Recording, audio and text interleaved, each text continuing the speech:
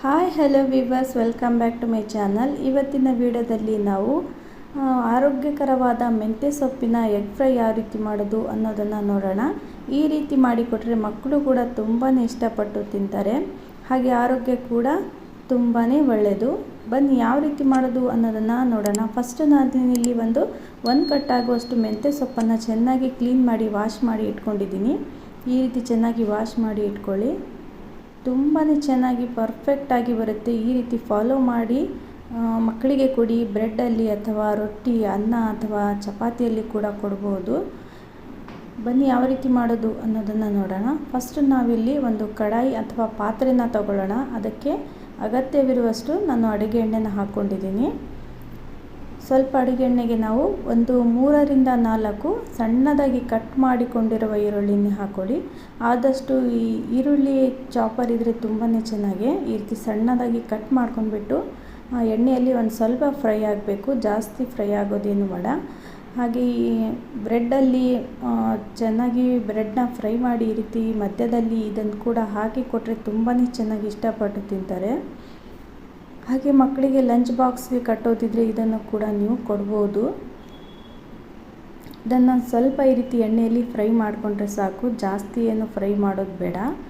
ನಾನು ಇದಕ್ಕೆ ಒಂದು ಸ್ವಲ್ಪ ಅರಿಶಿನ ಹಾಗೆ ಒಂದು ಅರ್ಧ ಸ್ಪೂನ್ ಆಗುವಷ್ಟು ನಾನು ಅರಿಶಿನ ಹಾಕ್ಕೊತಾ ಇದ್ದೀನಿ. ಹಾಗೆ 1 ಸ್ಪೂನ್ ಆಗುವಷ್ಟು ಗರಂ ಮಸಾಲೆ ಪೌಡರ್ನ ಹಾಕ್ಕೊತಾ ಇದ್ದೀನಿ.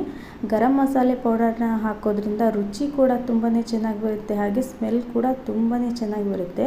ಹಾಗೆ ಖಾರಕ್ಕೆ ತಕ್ಕಂತೆ ನಾವು ಈ ಖಾರದ ಪುಡಿನ ಹಾಕ್ಕೊತಾ ಇದ್ದೀನಿ. ನೀವು ಬೇಕಾದರೆ ಈ ಟೈಮಲ್ಲಿ ಹಸಿಮೆಣಸಿನ್ಕಾಯಿ ಚಟ್ನಿ ಅಥವಾ ಹಸಿಮೆಣಸಿನ್ಕಾಯಿ ಕೂಡ ಹಾಕ್ಕೋಬೋದು. ಹಾಗೆ ನಾನು ಸಣ್ಣದಾಗಿ ಕಟ್ ಮಾಡಿಕೊಂಡಿರುವ ಒಂದು ಟೊಮೆಟೊನ ಹಾಕ್ಕೊತಾ ಇದ್ದೀನಿ. ಇದನ್ನು ಚೆನ್ನಾಗಿ ನಾವು ಎಣ್ಣೆಯಲ್ಲಿ ಫ್ರೈ ಮಾಡ್ಕೋಬೇಕು. ಈ ರೀತಿ ಒಮ್ಮೆ ಟ್ರೈ ಮಾಡಿ ನೋಡಿ ಯಾವ ರೀತಿ ಬಂತು ಅನ್ನೋದನ್ನು ಕಾಮೆಂಟ್ನಲ್ಲಿ ಹಾಕೋದನ್ನು ಮರಿಬೇಡಿ. ಈ ರೀತಿ ಒಂದು ಸ್ವಲ್ಪ ಎಣ್ಣೆ ಬಿಡೋವರೆಗೂ ಈ ರೀತಿ ಫ್ರೈ ಮಾಡಿಕೊಂಡ್ರೆ ಸಾಕು. ಹಾಗೆ ರುಚಿಗೆ ತಕ್ಕಷ್ಟು ಉಪ್ಪನ್ನು ಹಾಕ್ಕೊಳ್ಳಿ. ಮೆಂತ್ಯ ಸೊಪ್ಪು ನೀವು ಬೇಕಾದರೆ 1 ಕಟ್ಟು ಅಥವಾ 2 ಕಟ್ಟು ಕೂಡ ಯೂಸ್ ಮಾಡ್ಬೋದು. ಇದರಲ್ಲಿ ಹಾಕಿದ ಕೂಡಲೇ ಮೆಂತ್ಯ ಸೊಪ್ಪು ತುಂಬಾ ಕಡಿಮೆ ಆಗೋಗುತ್ತೆ. ನಿಮ್ಮ ಮಕ್ಕಳು ಇಷ್ಟಪಟ್ಟು ತಿಂತಾರೆ ಅಂದರೆ ನೀವು ಬೇಕಾದರೆ ಮೆಂತ್ಯ ಸೊಪ್ಪು ಜಾಸ್ತಿ ಕೂಡ ಹಾಕ್ಕೋಬೋದು. ನಾನು 1 ಕಟ್ಟು ಹಾಕ್ಕೊತಾ ಇದ್ದೀನಿ. ಇದನ್ನು ಕೂಡ ಅಷ್ಟೇ ನಾವು ಒಂದು ಸ್ವಲ್ಪ ಎಣ್ಣೆಯಲ್ಲಿ ಈ ರೀತಿ ಫ್ರೈ ಮಾಡಿಕೊಂಡ್ರೆ ಸಾಕು. ತುಂಬಾ ಚೆನ್ನಾಗಿ ಬರುತ್ತೆ, ರುಚಿ ಅಂದರೂ ತುಂಬಾ ಚೆನ್ನಾಗಿರುತ್ತೆ. ಹಾಗೆ ಮೊಟ್ಟೆ ಜೊತೆ ಸ್ವಲ್ಪ ಆರೋಗ್ಯ ಕೂಡ ತುಂಬಾ ಚೆನ್ನಾಗಿರಲಿ ಅಂದರೆ ಈ ರೀತಿ ಮಾಡಿಕೊಡಿ. ಹಾಗೆ ನಾನು ಇದಕ್ಕೆ ಒಂದು 4 ಮೊಟ್ಟೆನ ಹಾಕ್ಕೊತಾ ಇದ್ದೀನಿ. ನಿಮ್ಮ ಇಷ್ಟ, ನೀವು ಎಷ್ಟು ಮೊಟ್ಟೆನಾದರೂ ಹಾಕ್ಕೋಬೋದು. ನಾನು ಟೋಟಲಾಗಿ ಇಲ್ಲಿ 4 ಮೊಟ್ಟೆನ ಯೂಸ್ ಮಾಡ್ಕೊತಾ ಇದ್ದೀನಿ. ಹಾಗೆ ಯಾರೆಲ್ಲ ವಿಡಿಯೋ ನೋಡ್ತಾ ಇದ್ದೀರಾ ಪ್ಲೀಸ್ ಒಂದು ವಿಡಿಯೋಗೆ ಲೈಕ್ ಕೊಡೋದನ್ನು ಮರಿಬೇಡಿ. ಹಾಗೆ ಹೊಸಬ್ರು ನಮ್ಮ ಚಾನಲ್ನ ನೋಡ್ತಾ ಇದ್ದರೆ ಪ್ಲೀಸ್ ನಮ್ಮ ಚಾನಲ್ಗೆ ಸಬ್ಸ್ಕ್ರೈಬ್ ಆಗಿ ಬೆಲ್ ಐಕನ್ನ ಆನ್ ಮಾಡ್ಕೊಳ್ಳಿ. ನಾನು ಹಾಕೋ ಪ್ರತಿಯೊಂದು ವಿಡಿಯೋ ಕೂಡ ನೀವು ಮೊದಲು ನೋಡ್ಬೋದು. ನೋಡಿ ಈ ರೀತಿ ನಾನು 4 ಮೊಟ್ಟೆನ ಇದಕ್ಕೆ ಒಂದೊಂದಾಗಿ ಸೇರಿಸ್ಕೊತಾ ಇದ್ದೀನಿ.